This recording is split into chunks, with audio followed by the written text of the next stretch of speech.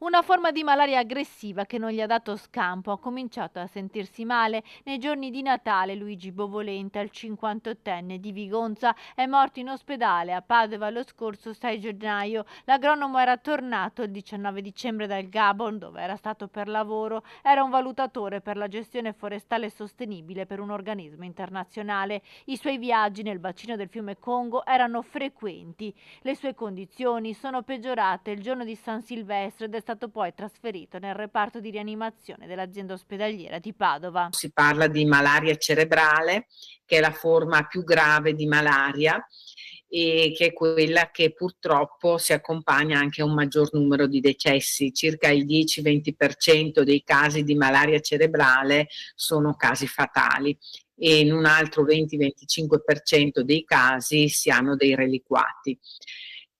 La malaria non c'entra niente con la febbre del Congo, diciamo, è direi la parassitosi più diffusa nel mondo e soprattutto nelle aree dell'Africa, nelle aree subsahariane. I sintomi erano comparsi subito dopo il rientro in Italia e la diagnosi è arrivata attraverso i test medici che hanno confermato l'infezione. L'azienda ospedaliera ha inviato la relazione alla Regione Veneto e al Ministero della Salute. Gli esperti ricordano l'importanza della profilassi. La profilassi sicuramente è un dispositivo che abbiamo a disposizione che ci permette assolutamente di ridurre l'incidenza delle forme di malaria.